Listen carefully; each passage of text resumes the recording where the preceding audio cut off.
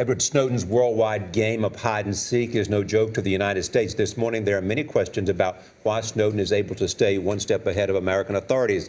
Our senior correspondent, John Miller, is a former FBI assistant director. John, good morning. Good morning. Does this thing, when you look at it, did somebody in the United States government screw up?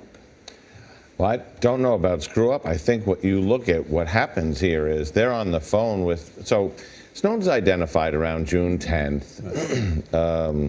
By the 14th, there's a sealed complaint charging him. That gets to the hands of the Hong Kong authorities around the 15th, which I think was a weekend. And then they're back and forth on the phone talking like, do you still know where he is? Yes, we still know where he is. You got a good eye on him? Yes, we do. So, when are you going to, give us the provisional arrest warrant and pick him up?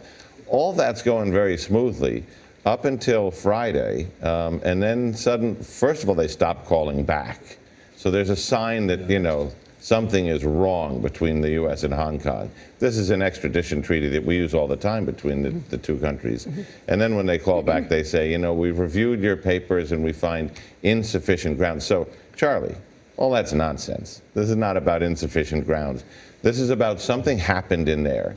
Either Big China got on the phone to Hong Kong and said, we're going to change course on this, or Hong Kong cut their own deal. But it wasn't about insufficient charges. This is so fascinating because the U.S. did not issue a red alert with Interpol. They didn't pull his visa until late in the game, in part because you say they were talking to the Chinese. So they expected that Hong Kong was going to hand this guy over. So and were all we the double-crossed? Conversations were going that way. Were we double-crossed by them? Quite clearly, I think. Now he is sitting... By China, not Hong Kong. Well, those are hidden hands, and we'll sort through that later, but clearly somebody cut a deal over there and strung the U.S. along. Or maybe they found something in looking at the material he had to say, wait a minute. I mean, we sat around here last week talking about if you're Edward Snowden, a man without a country, you got a bag full of American secrets about how we listen into other countries. There's a whole lot of countries, mainland China, and I also said at the time Russia, that would love to see you. Well, and that's where he is now. Now this is an international cat and mouse game involving China, Russia,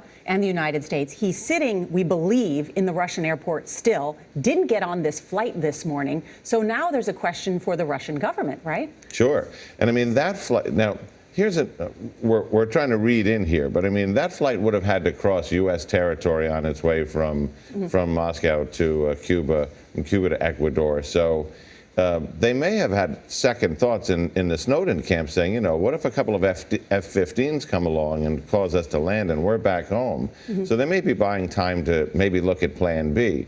Or as you point out, it may be something just as simple as Moscow saying, before this guy goes too far, we should really sit around and talk about what he knows and what he can share. And then finally, these 4 laptops that he allegedly is carrying with him, that intelligence experts say the Chinese downloaded everything on it.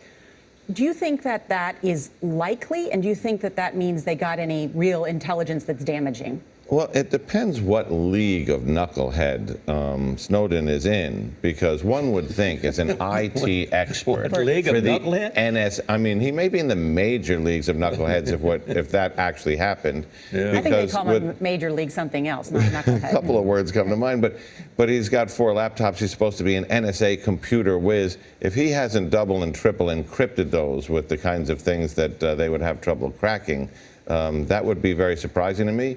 But again, we're talking about a guy who has a very high opinion of himself who may not be that good. John Miller, thank you. Thanks.